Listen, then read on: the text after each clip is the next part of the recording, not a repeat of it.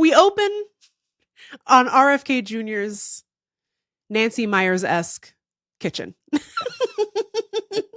To his right, comedienne Roseanne, which 50% of us on this show have beefed with on Twitter in the past. I had to block her. I had to block Roseanne because she wouldn't leave me alone.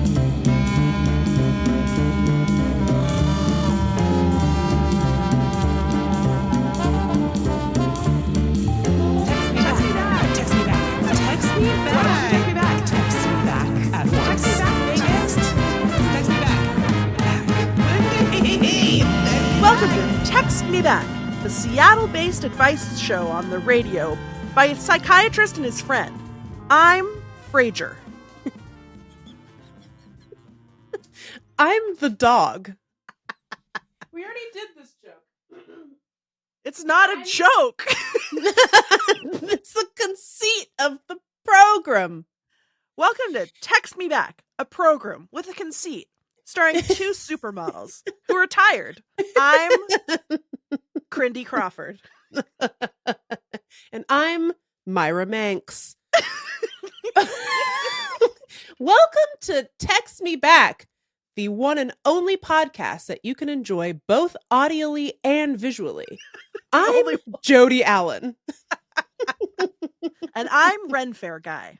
Oh, what do we have going on this week, Meagan? Big stuff, I think. Big stuff that we spent, I really want to emphasize. We spent a lot of time prepping. We were in and out of production meetings all week, really coming up Meagan? with sensational. Do you think that the podcast is going downhill? What? If you think the podcast is going downhill, send us an email.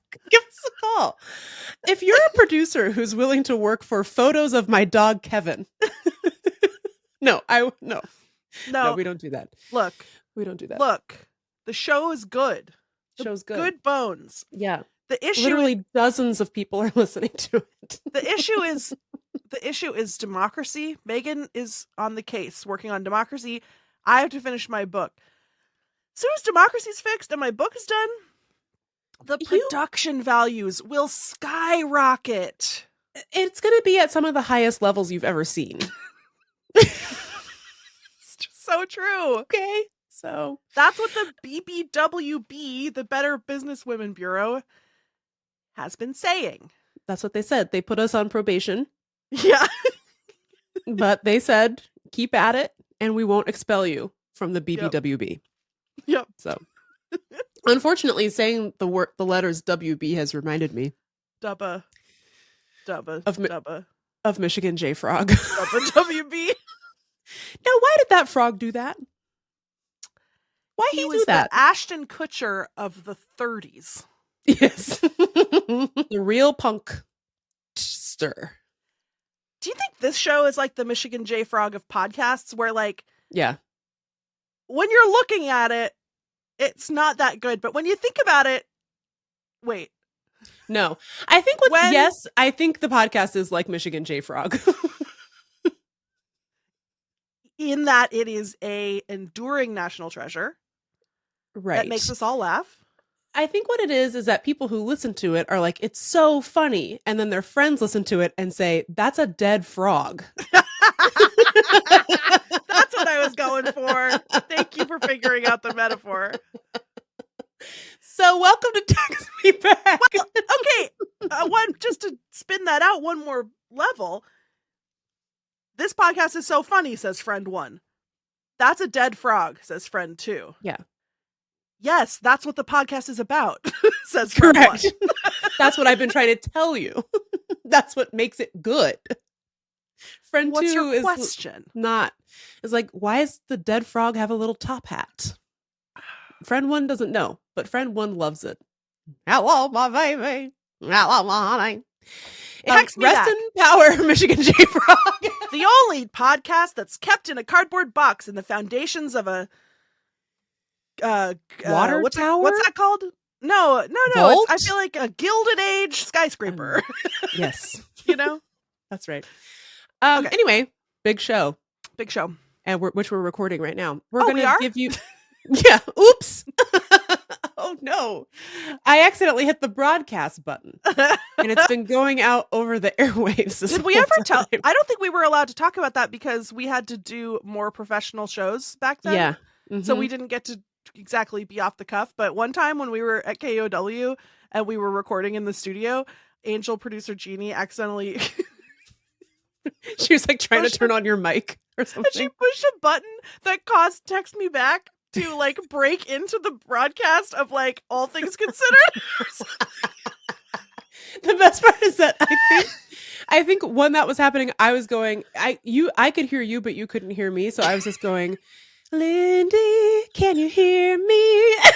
And so I don't know. I think that might have been broadcast into Seattle, Washington. So if you heard called that, guerrilla marketing. Ever heard of it? That's why we're so successful. That's called Michigan J Froggeting. All right, so first segment in this very important episode, we got some updates. Yeah. Are you ready to update the people on the important news? Yeah, although I feel like I should have come here with some metrics. You know what I mean? But what does that mean? Well, like here's the update, and then I'll explain what I mean. Okay. Update number 1. What's up, husbands? What's really good? I see you. The husbands have been writing into the best friend party phone. They've been emailing deartextmeback@gmail.com. They've been subscribing to our YouTube channel. You want to know why? Husbands love this shit. Yeah. That's right. Husbands love dead frogs. And that's why they love this podcast. The husband hive has been rising up and making itself known and demanding justice, honestly, from having been erased by us. Yeah. By the demographers. And we won't stand for it. And the husbands have been sending us good stuff. I want to reiterate that the snake jingle that we got was a husband composition. Yes. Although we did an extra crime called we don't know the husband's name, and we just said Caitlin's husband. I'm really sorry because then Caitlin emailed it to me. Yep. And I still don't remember. Do you want to take a second and go find it? What would the BBWB do? This is what I mean by metrics. I should have come into the segment being like, we heard from literally 56 husbands. That would have been so much work to go tally all of the husband emails. That's why I didn't do it. I thought about it. I thought about it yesterday. And then I was like, I don't want to do that. Anyway, thank you to all 67 husbands, I guess, who wrote into our show. We love you guys. And tell your husband friends to listen to our show. Yeah. When you're at the tailgate sucking down some brats at the beer hall with the keg and the pig skin, just drop it into conversation. Here, Megs and I will do like an improv to give you an idea of how you could do it. Yeah. So Meagan, do you want to play the Text Me Back a Light husband, or do you want to play Jeff? I would like to play Tony, the suspicious friend of husband at the beer hall with the pigskin. Oh, go long. Hey, bud. Hey, man. What's up with how's the work down at the job site? What? Well, bro, I've been just hammering at the job site, constructing, and I've been scoring touchdowns. How's the wife? Sexy, but she hates me though. What? Classic marriage. The old ball and chain? Something actually has brought the spice back into our marriage. You guys are bumping butts in the night? Yeah. And let me tell you a little bit about what it is. When you're smoking cigars, do you ever think about, do you ever open up your cigar box and inside there's a snake? We've all been there. Bro, just yesterday, I was lobbing some balls with my son. Yeah. And I opened up my cooler to put a cold one in my koozie. Yep. There was a freaking snake in there. Yeah. if only there was a podcast that talked about like what a guy should do. Bro, if I can be vulnerable with you for a second, I don't always feel like I can share my snake stories with you. And I wish I had an outlet to share all the times I'm cracking open a cold one and a freaking snake bops by. Dude. Well, have I got the content for you? 2 women on a podcast got my wife hot and horny about my snake again. Oh, man. The one in my cooler. Oh, up top. It's called Text Me Back, and you should give it a listen. It's for guys. It's for guys too. It's not just for girls. What about husbands? It's the most for husbands. In fact, wow. I heard that they want all women to stop listening. What? And it's going to be, and they're changing the name to the Man Cave. Whoa. And it's Is that what the BBWB told them to do? Yeah. Wait, how do you know about the BBWB? And scene. See, guys, it's that easy to get your fellow husbands into the show. So thank you to all 842 husbands who wrote into our show. If we get enough husbands, then we can take the podcast public on the stock exchange. That's where they let husbands do their business. Right? So that was really bad, but no, it was try it. Hilarious and very well planned. I think we can agree. Okay, that was the first order of business, to acknowledge the husbands. Hi, husbands. Our first update. We were wrong about husbands not liking us. Yeah. What's next? The next is that we were wrong about something else. We're regularly misunderestimating all of you. It's true. As a great man once said. We played a little game a couple episodes ago where we were like recording the outro to the show, the closeout, and we were like, nobody listens to this. And then we said, if you are listening to this, send us the code word to prove it. And we'll find out which hoes are loyal. The code word was Janine, aka RFK Jr.'s running mate / brainworm. And 80,000 of you sent it in. Yeah. So all of you are loyal. And I'm so sorry. 57,000 people. Unfortunately, you all lost to a young lady by the name of Anya, who lives in Pullman, who rocks. She beat you all by about 4 hours. I was just excited that Anya was like, no, she was the notification and was like, bing, bing. She said she was doing some overnight traveling. I was like, well, lucky you, because now you get a poster. Have I sent it to her? No. Yes. I haven't. Yes, I have. Yes. Because by the time this airs, it'll be still in your hand. Probably, if you think about it. If you dream hard enough, it will be there. Yeah, a lot of people wrote in about Janine. It was very heartwarming because, and you know what I think? I think we were just projecting because I was like, I never watched to the end of anything. Why? There's no chance anyone's listening to this. And you all were, so thanks. I do tend toward the low self-esteem, and I assume that people don't like me and want me to go away. Yes. And they sat through 37 minutes of the podcast. That last 5, they're like, man, fuck this lady. Well, sometimes the last 5 of something is just like ads or like promo. Yeah. But here's the thing about us. We're bad at that stuff. So actually, what you're going to get in the last 5 minutes is just more of this. Just sort of like fire hose of fucking well-planned, highly produced. Yeah. I mean, really content. Good stuff. So anyway, good job everyone on the Janine front. Update number 3. Okay. We've gotten so many adorable emails, voicemails, messages, comments on the Patreon about our sort of baby toe that we dipped into the idea of at some point maybe playing Dungeons and Dragons. Many of you sent the cutest, funniest emails I've ever seen in my life.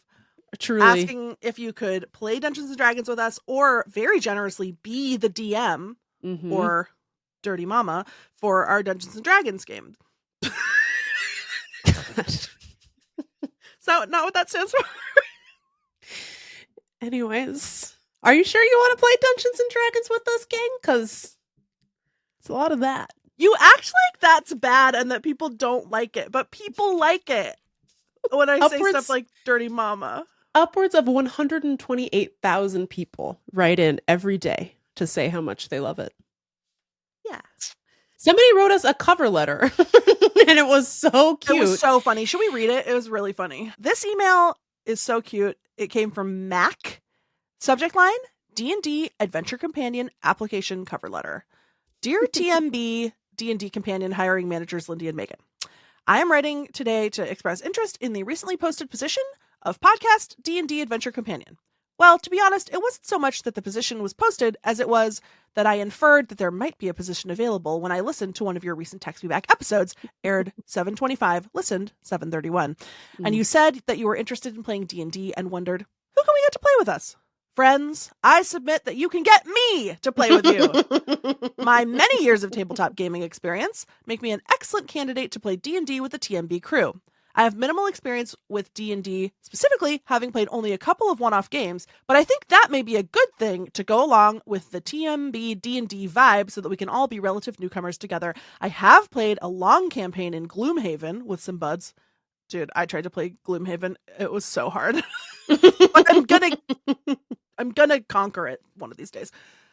Bonus points, this happened mostly during the early days of COVID, so after the first few sessions, we played virtually for months. It was actually quite devastating to lose that weekly in-person time with these friends, but that loss can be your gain, as I now have lots and lots of virtual gaming experience that I can bring to the TMB D&D adventure. Leaning into my Gloomhaven characters was a learning curve, but I think I've grown enough in my role-playing skills that I will make a strong commitment to the character in my next effort. In fact, I have already begun mentally building my character. Get excited. I could go on about my other gaming experiences, but I think it's more important to let you know that I am also funny. Not so much in a prepare to be funny in advance way, it is true, but in a spontaneous relational way. That is to say, I'd fit in with the TMB vibe.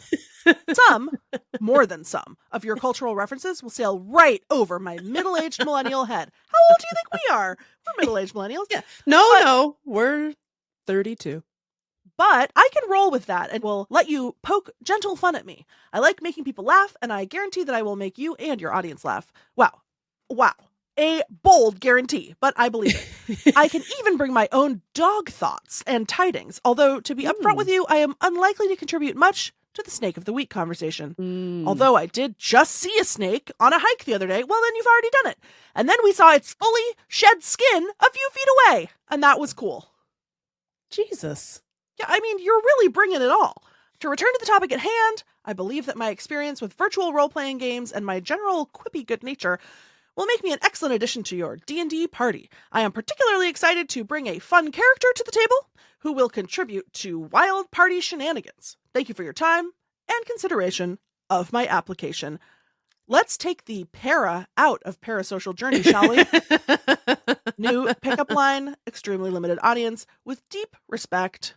Mac, they, them, voted most likely to succeed in high school. And I didn't say your last name just in case, I don't know. You don't like this. You don't like that. Sensational cover letter. I used to have to hire people at my old real job. And people will write cover letters that are ChatGPT didn't exist when I was doing this, but these days people will just ask ChatGPT to do it. It's very obvious. But people will just be saying whatever. Like they'll be like, I'm inspired to work with you for inspiration and jobs.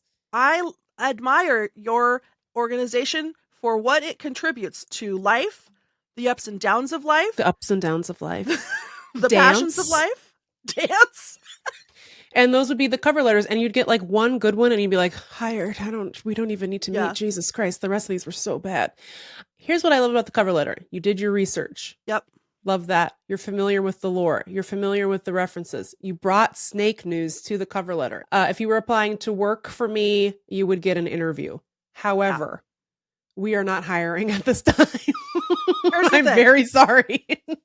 Okay, here's the thing. If I could figure out a way to scale this, I would absolutely do it. But we got so many messages asking to play D&D, which was not even actually something that we were even beginning to set up. Anticipate in the slightest that anyone would be interested in doing that. So that was very cute. But here's what I'll say. I do want to incorporate D&D into this podcast at some point. Probably once we're done with a couple of other special projects that we're working on, such as Too Shrill, Too Furious, Portland Drift, and another secret project that is taking That is a million real, years. by the That is way. real. It's real. We've been teasing for about 6 months. But here's the problem. It's a D&D campaign, I believe, takes like many sessions, right? Like, yes. This is a scheduling nightmare. Like I don't even know how disaster. Yeah, like how we'd have to schedule. Say we played with like even just 4 people. Oh my god! I know. How would we schedule it? Yeah, so it's not really possible. But I think what we can do, can definitely do, is if you are a Patreon subscriber, we will create a Dungeons and Dragons channel in the Discord, which you can join only for Patreon subscribers. And you can find like-minded Text Me Backlights to play with there. Yeah. And then it's kind of like playing with us. Well, except with people who know how to send calendar invites. If there's like an online platform that someone has created to facilitate virtual D&D games, and then some Text Me Backlights did want to play a D&D game themselves, that would be cute as hell. Yes. And down the line at some point, if there is a way for like a one-off event, a one-night only gaming event that Meagan and I could participate in, I would. Or maybe, since I'm determined to learn how to be a DM, which stands for something I'm not allowed to say. You could say what it actually stands for. You're allowed to say that. I can't believe that you think Dungeon Master is... They're both gross, but one of them has a historical meaning. Okay. I don't know. Historical in the context of the game existing. Maybe someday, once I've mastered being the Dungeon Master, I'll create a Text Me Back lore-based D&D module. Don't say stuff on this podcast that you're just saying stuff. No, I could do it. Happen. If I didn't have to finish my book, I'd do it right now. She's going to do it. She's going to create the game and I'm going to help as soon as she's done writing her book and as soon as I'm done fixing democracy. It's true. Okay. Yeah. So anyway, it was just like really cute that everyone wanted to play D&D. And I feel like we'll figure something out. Like, and meanwhile, play amongst yourselves, please, and send us updates because I want to know about your adventures and I want to know very much about your characters. Yeah, I don't even have a character. That's how bad of a job we're doing. Setting up our D&D game. Well, when we finally get started on this, we'll do a whole episode on creating your character. Okay.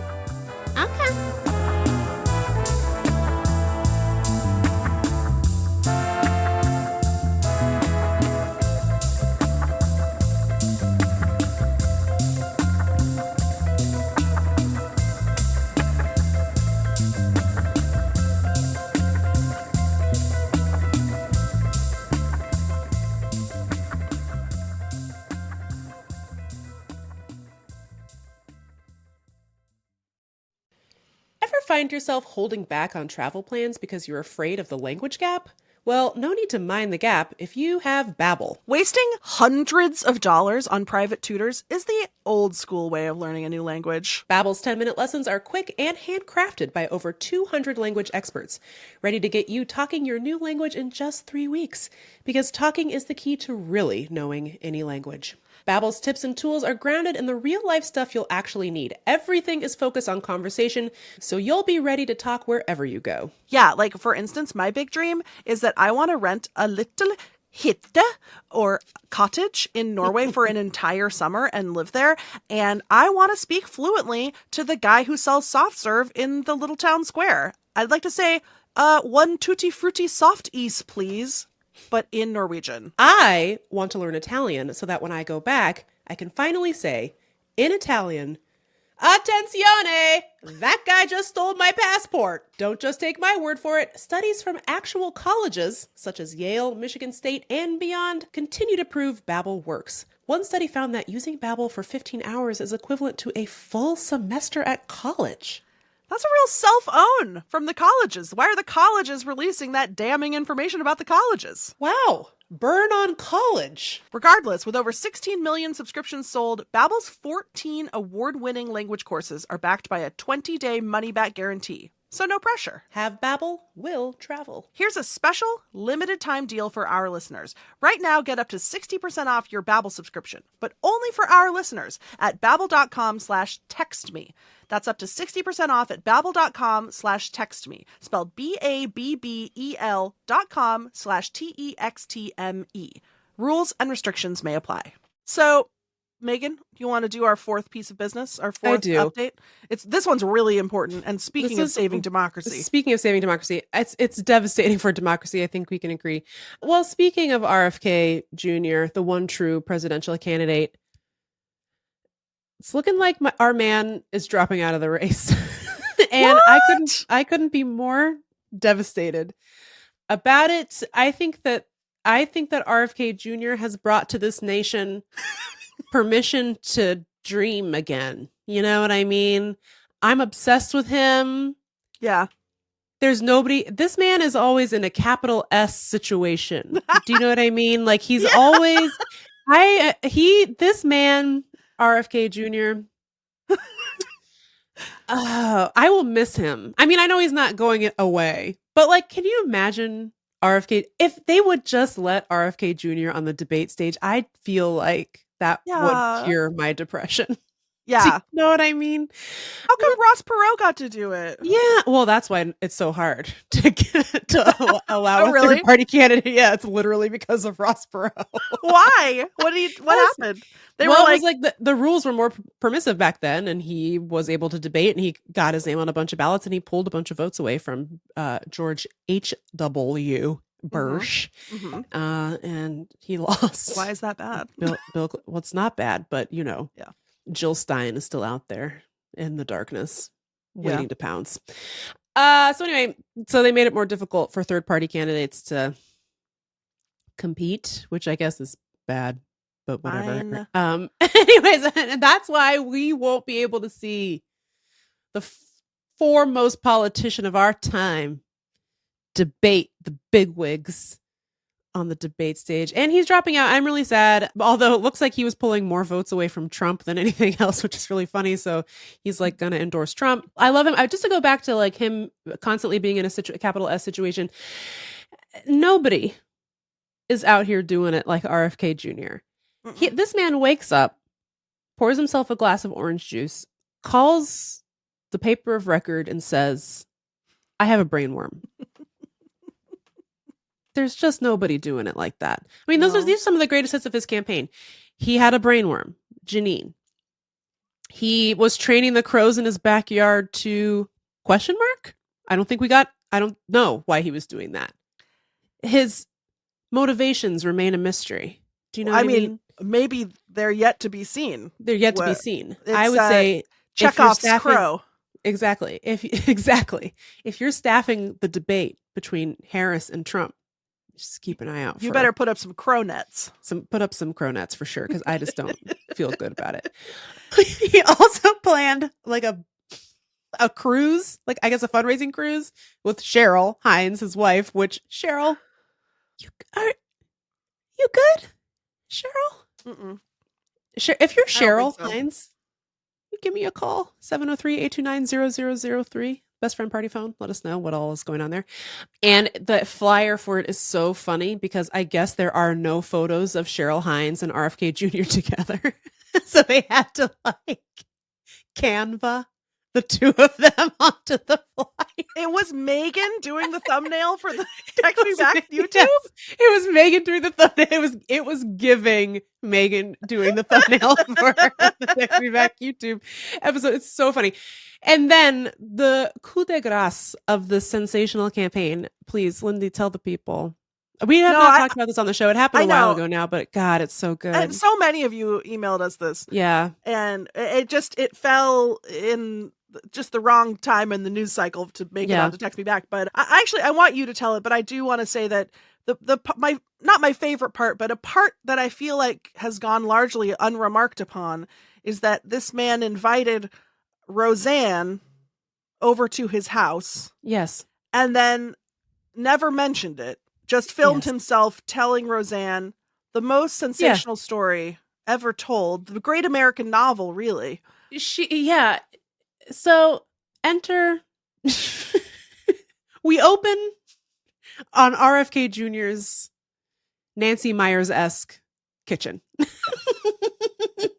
To his right, comedian Roseanne, which 50% of us on the show have beefed with on Twitter in the past. I had to block her. I had to block Roseanne. Yeah. Because she wouldn't leave me alone. It's been a while since I've watched this video, but my recollection is Cheryl Hines, nowhere to be seen. No. So again, Cheryl, best friend party phone number, 703-829-0003. And they're like having mimosas. Roseanne's standing at the island drinking a cup of coffee. And it's just like, it was Tuesday. Roseanne came over and RFK had something he needed to say. And it was that he... This first part I don't believe. He says he was following somebody else and somebody else ran over and killed a bear cub. And he was like, oh ho ho. Luck has shined her light upon me. Free bear cub. Free dead bear cub. Don't mind if I do, bro. And then he pulled over, put the dead bear cub in his trunk, I guess. Yeah. And he's like, because you can do it. You can have the bear meat. New York lets you have bear meat.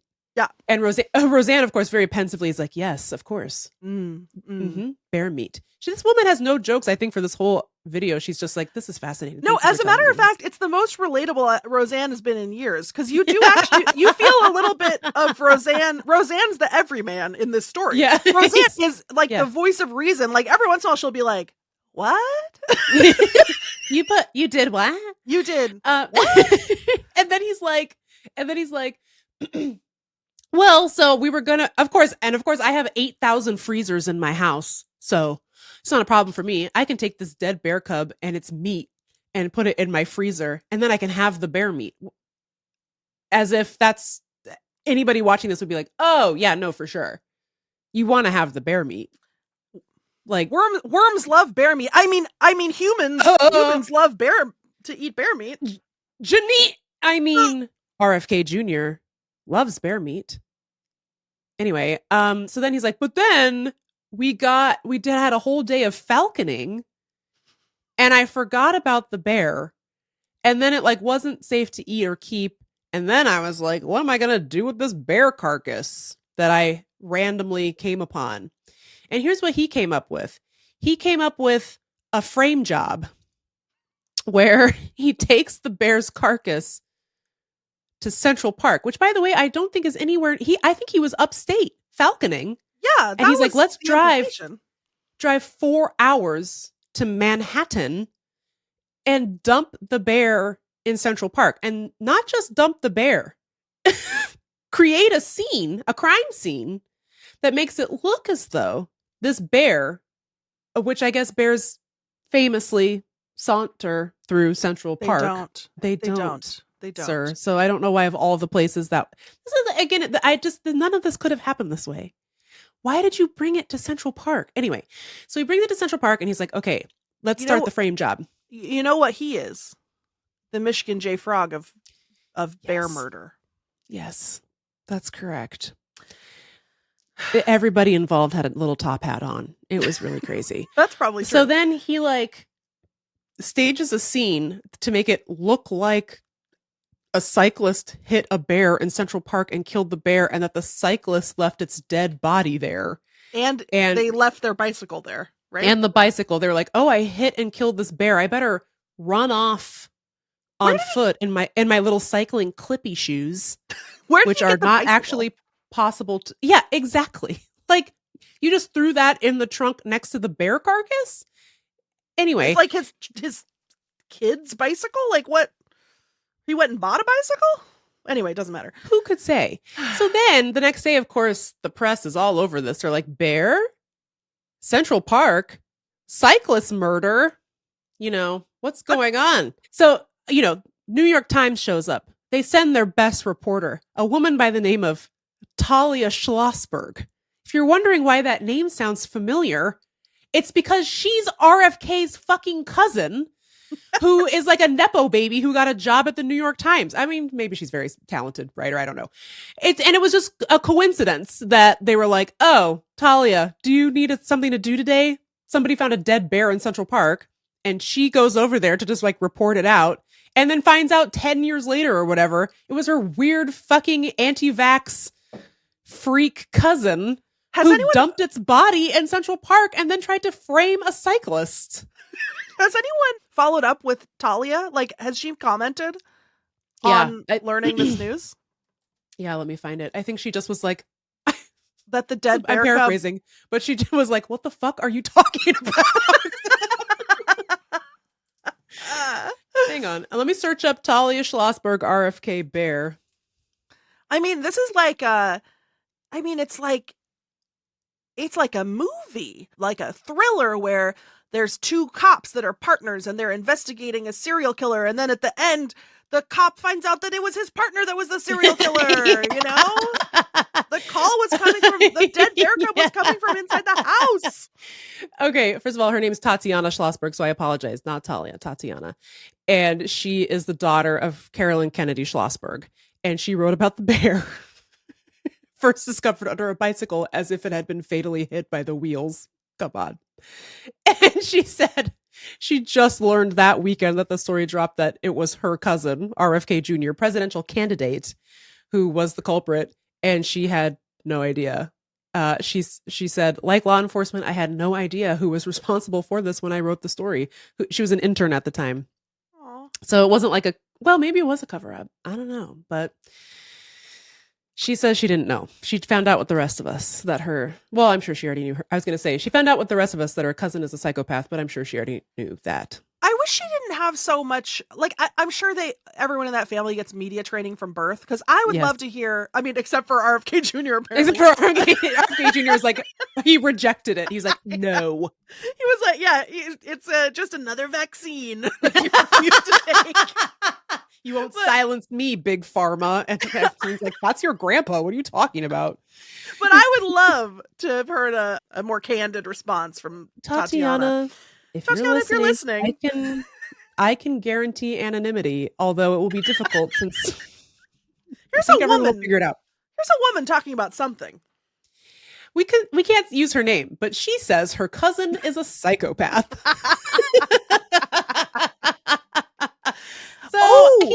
He's dropping out of the race. I'm devastated.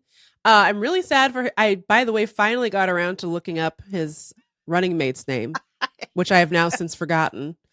But man, this lady's Wikipedia is a ride. Shanahan? Something Shanahan. I was looking through it and I was reading it and I said out loud, girl, fucking relax. Fucking chill out. Well, first of all, she went to the University of Puget Sound. So if anybody knows this lady, yes, for undergrad. And then she went somewhere in California for law school. That's right. Anybody can be a lawyer. And then she had a series of dalliances with like tech bros in Silicon Valley. And like she had a first marriage that ended very quickly because the husband found out she was having an affair with Sergey Brin of Google. And he was like, I'd like to break up. And she's like, what? And then she married Sergey Brin, had another affair with Elon Musk, got pregnant with Sergey Brin's baby, and then they got a divorce. And then she got $1 billion for divorcing this man. So now this lady's a billionaire. She's 39 or something. And she's a proper freak. She is crazy. She's an anti-vaxxer. She's a lot. She's got nothing on Janine, though. God bless her. Yeah. Do you think that RFK had Roseanne at his house because he was vetting her to be VP? Because, she has a little experience running for prez. Yeah, she does. I think he was vetting her for Secretary of Interior. That's why he was telling her about the bear. Oh, so true. And Roseanne was like, oh, you know what I would have done in that situation? Also dumped it in Central Park and framed a cyclist. Good move. It's the only logical conclusion. Good move, sir. So that's our update on RFK's humiliation kink. Wait, but there wasn't a new thing that he said that was humiliating? Oh, yeah, there was. Oh, okay. Sorry. I thought that was the whole reason why we were doing this. No, Yeah, sorry. okay. You're right. But then this other thing, originally we were going to talk about this because he did something humiliating, and then a new humiliating thing happened, and then I forgot about the previous thing. The reason we were going to talk about this is because he, again, unforced, called up like the Washington Post, and he was like, "Hey guys, it's me, RFK Jr. Yeah, this is on the record. I just wanted to let you know that I called Kamala Harris's campaign and said I'd be willing to drop out if you give me a job, and she won't return my calls. Just wanted to let you know. Bye." Like, what? Robert, stop telling people stuff. That's so embarrassing. You don't have to tell people stuff. I wish I could have been in that room when Kamala got that voicemail. I bet she laughed so loud. I bet she giggled to her heart's content. I wish I had heard that. I wish she was beautiful. Like, new voicemail. Boop. Kamala. No, don't do the voice. Although, okay, here's why I shouldn't be a political strategist. Yes. I'm like, why squander that tiny little margin of votes? Why not say, sure, Rob, you can be secretary in charge of Tootsie Rolls or something. Your office is in the basement. And what we need you to do is count all the Tootsie Rolls. In the whole country. So there's a lot of travel involved. You can get your crow friends to help. Mm-hmm. Anything you want. And if you do a really good job and you count the right number, you'll get a free dead bear carcass, baby bear carcass. And you can take it on a cruise. Yes. With Cheryl. Those are our updates. Thanks for sticking with us for all of our really important business updates. It was important. We had to check off some of those things because we'd really been delinquent. Yeah. Let's take a break and be right back. And then we're going to talk about other stuff. Yeah, dog.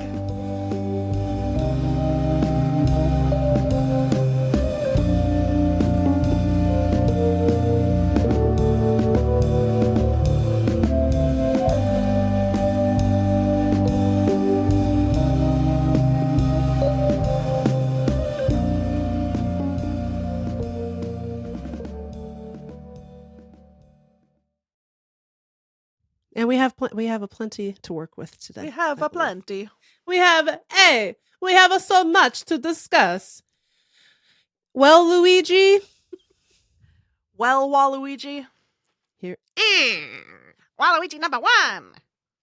Here we are in the closeout, the most important part of the show. Are you excited? Yeah, I am actually. I freaking love doing the closeout. I honestly do. Here's what I like about the closeout. We're free. Yes. We're free. I know. And we free associate. You know what?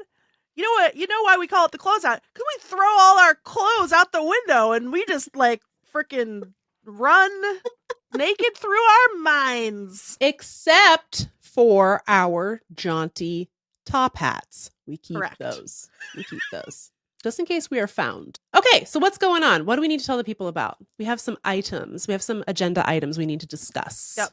Well, first of all, if you haven't got your tickets yet for Text Me Back Live at the Research Center in Beaverton, Oregon, November 7th at nighttime. And we're going to be discussing the election, which will have just happened. And we will either be very sad and scared or happy. Yeah. And still scared, but for different reasons. And hopeful for listening to happen. Yes. It's November 7th at the Reser Center. Get your tickets, thereser.org, RESER. And please come see us because if it does well, we get to do more and we like to talk to you in person. Yeah. Okay. We desperately want to tour the entire nation. Yes. So if you're a husband who owns a venue. Yeah. Let us know. Only husbands own venues. They don't let women own businesses. Only husbands can make music, we've learned. Correct. I mean, truly. So come see us. Come see us in beautiful Beaverton, Oregon, where my aunt used to live. And I spent weirdly a lot of my childhood in Beaverton. I didn't know that. Yeah, I don't know. Something to think about. It'll be fun. I don't remember anything about it. Can't wait. We're going to be talking about lots of stuff. So that's November 7th, the Reser. What else should we talk about? Speaking of the election, we have a new exciting thing that we want to announce. Yes. And I need you to explain it because I don't totally understand how it works. Yes, I will explain it because we got the request and I said, Lindy, you switch your mind back into sleep mode. I got this. My friends from Indivisible, where I used to work, are doing a ton of work this election season to help elect Kamala Harris and Coach Tim Walz, our two beautiful friends. And they invited us to help them out with a virtual phone bank. It's called Podcasters Elect Harris. Hello, we're podcasters in this scenario. So just so you know. My name's Podcaster. Did somebody say podcasters? That's us twos. And we were super excited to say yes. So basically what this event is going to be, it's going to be on October 7th from about 6 to 9 p.m. Eastern. That is a Monday. So if you're on the West Coast, we hope you can take some time out of your day to join us for this. We're going to be doing a little funny rah-rah for everybody who comes on to the call to make some phone calls into battleground states to help elect Kamala Harris and Tim Walz, because it's scary out there, bro.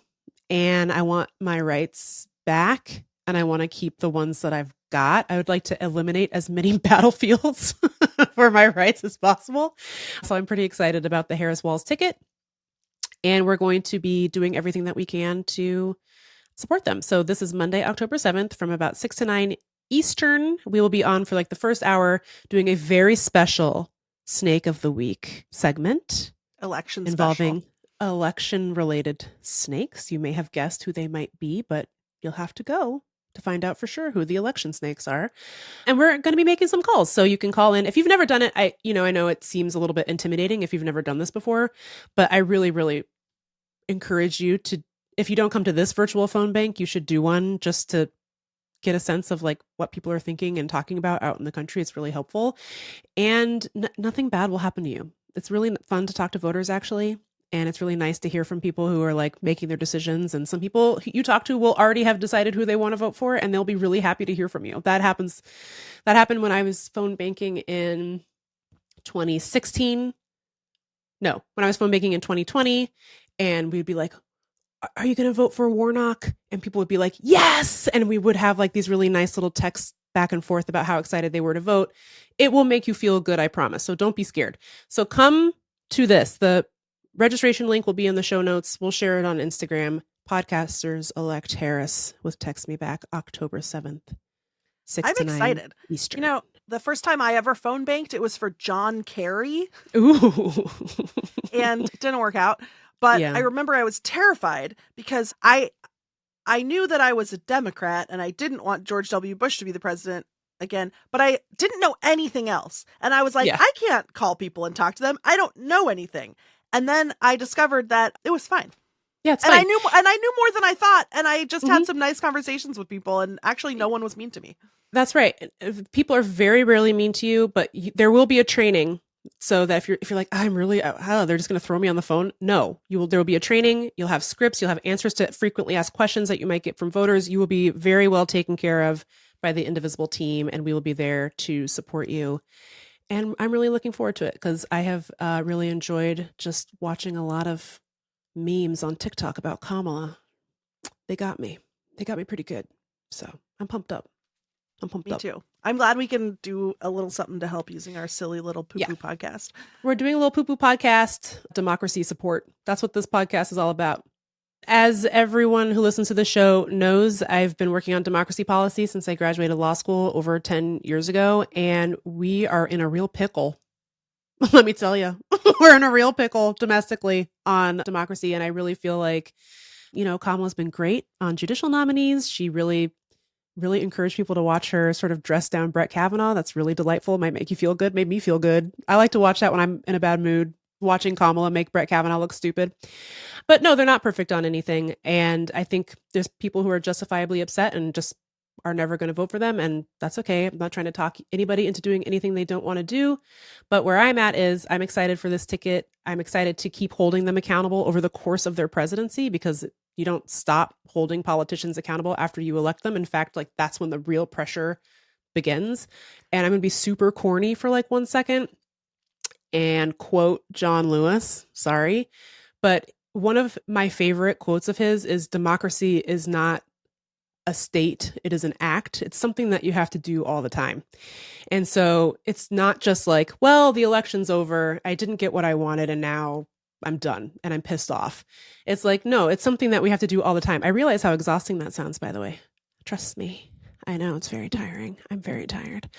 But it is something that you wake up and commit to doing every single day. And sometimes you need a break. You take your break and then you come back, because I know it's tiresome to hear every 4 years this is the most important election of your life, but it is. And every 4 years, it's true. Every 4 years, it is true that this is the most important election of your life. And this is one of those times, because I can't even begin to comprehend the carnage of a second Trump presidency. And I think for me, it's not just that, oh, Kamala's the better of two evils. I actually genuinely think she has a lot of really good policies. I've met her before. I've worked with her office before. And I think she's really sharp on a lot of stuff that I care about. And so, is she perfect? No. But is she good? I think so. I hear a lot of people saying that the campaign is the only time that we have any leverage to push any candidate. And then once they're elected, we don't have leverage anymore. And as someone who has actually worked on the inside in politics, is that true? No, it is not. I mean, of course, like, this is a negotiation period. This is one of many negotiation periods where you are wanting to use the leverage that you've got now to try to move your candidate to where you want them to be, and to pull them towards peace and to pull them towards justice. That's part of what this period of time is, but it doesn't end after the election is over and after they win. It's not like, okay, great, we won.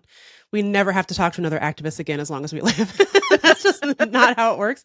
Because the next 2 years are like, the first 2 years of any given presidency is the most important time period, because you're running right up to the first midterm election in that person's administration.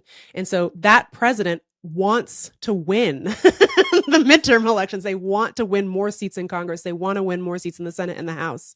That is a really ripe time to be holding your elected officials accountable and trying to negotiate for what you want, because that run up to the 2026 midterms is a really critical period where Democrats are going to want to be delivering as much as possible so that they can win more seats in 2026. So it's not over just because the presidential election is done. And that's not to say that people shouldn't like stop protesting and stop demanding ceasefire and arms embargo and, you know, stop talking about genocide.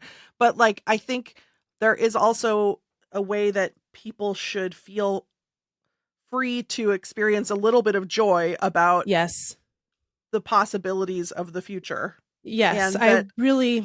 Harris is not Biden, and I'm so relieved that glad. He's gone. Yes. I think that's right. It's okay to feel a little bit of happiness. I do think I really want to be careful here, because I'm not trying to imply that thing that like older people say sometimes. I guess I'm older people now, but this thing that people say sometimes where it's like, well, you never get everything that you want, so just like suck it up and vote. I really want to be clear, I'm not saying that, but I think there is a way that we could be doing a better job calibrating our victories that we maybe aren't doing. That like there is like this end goal that we all have, but to get there is a lot of wins on your way to your big victory that you need to take some time and celebrate. And I think that there's a lot to celebrate the way activists have been pushing Harris and Walz on different issues and how they have responded to those things. Some have been disappointing, some have been better, but those things count as wins. Those things count as victories. It's not like protesting is having zero effect on the ticket. It is having an effect. And I think people should be proud of what they've been able to accomplish over the last, I mean, her candidacy is only like a month old. And I think there's been a huge difference between how Joey B ran business and how she does. So we'll see what happens. But I think it's okay to be skeptical, but don't let that take you out of the game. You know what I mean? Don't let that take you out. Yeah, a thing that I really am grateful for is that you keep reminding me of is that it's really vital to movement building to have some excitement and some joy and some celebration. Of incremental victories. Yes. I want to say one thing about incrementalism too, by the way. Almost nobody, I mean, there are some dickheads who believe that incrementalism is a good strategy, but almost nobody goes into a negotiation and says, what's the tiniest thing that you can give me? Like, that's not really how this works. Every like bill that I've worked on, or every like big push with activists that I've worked on, you ask for everything that you can get, as much stuff as you can get. And then over the course of time, as you get closer and closer to maybe getting something passed, stuff comes out because all of a sudden it's like blood on the maxi pad. The killer, which is the Senate, knows that something's about to pass. And they want to be able to extract concessions. And so they want to start pulling stuff out of your bill. This happened with the For the People Act, which I worked on. I was one of many people who worked on it. And Joe Manchin was like the big holdup, right? And he was like, well, I don't like this provision that bans strict voter ID, which is racist. It's these strict voter ID laws are very, very racist. And so the bill was trying to say, stop being racist to states who were requiring strict voter ID. But he was insistent that he wouldn't support the bill unless that provision came out. It was one of the worst days of my professional life. I had to make a recommendation, like, should we support this bill if that comes out? And it's like, yeah, it keeps me up at night. But yeah, there was universal vote by mail in that thing. There was millions of dollars for election administration in that bill. It restored the Voting Rights Act. You know what I mean? And so that's how the incrementalism happens. But it's not like we lost. We won. I mean, the bill didn't pass. So in that sense, we lost. But what we won was that we got 49 Democrats to say they would get rid of the filibuster to pass a voting rights bill. That's one of the biggest victories I have ever experienced as an advocate. And I have got to dine on that for a while. Otherwise, I would be literally depressed. I wouldn't be able to do this work if I didn't take a moment to be like, if we just get 2 more senators, we could do this for real. We could do it for real. And if I just said, well, the bill sucks now, it's done, we would have gotten nothing, you know? Right. So I know how unsatisfying that sounds, but you do need to take those moments to be like, I did get that. And that's not nothing, you know? That it's essential to healthy movements that you take those moments to celebrate what you were able to accomplish. And it's kind of like, that's how the game is played. That's kind of just what it is. I realize that might be an indictment of the whole system. Sure. Of course. But it's like, but also it's like part of the reason that you sometimes have to take your lumps is because you're working towards this reality where you won't have to do that anymore because we've, addressed some of the biggest issues facing the country. Then you're eliminating your battlefields. Basically, you can focus on the other stuff. Then that's what it's really all about. Well, I'm proud of you. Stop. Thanks for talking about that. I know a lot of people are stressed and scared and conflicted and like, that's right. That's right. I mean, I just feel like I'm just speaking for myself now. I feel like supporting this campaign for me is a part of pushing them in the direction that I want them to go.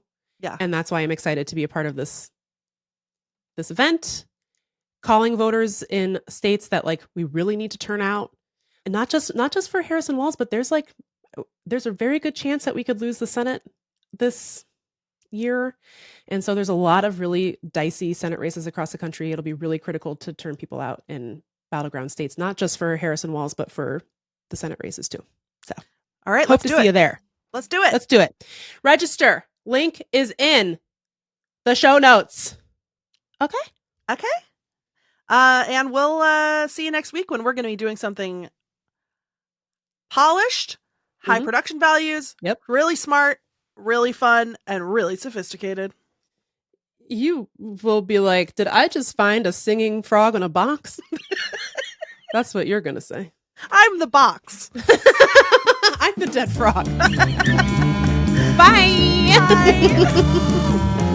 Thank you so much for listening to Text Me Back. If you like the show, please tell your best friend about us. Be sure to rate and review us. It helps people find the show. And most importantly, please support our Patreon so we can keep making this. It's patreon.com/TextMeBackPod. Text Me Back is a production of Meagan and Lindy, proud members of the BFF Network. Our senior producer is Meagan Hatcher-Mays. Our other senior producer is me. Our show is supported by COPILOT Collective and produced by Alli Slice. Our digital strategist is Chance Nichols. Diana Bowen is our video and creative wizard. Our production team includes Lindy West, Meagan Hatcher-Mays, our loves, our anxieties, and our fears. Our music is by Chief Ahamefule J. Oluo. Special thanks to our perfect angels, Jeannie Yandel, Brandy Fullwood, and Isolde Raftery. I'm Lindy West. And I'm Meagan Hatcher-Mays. See you next week. Mwah!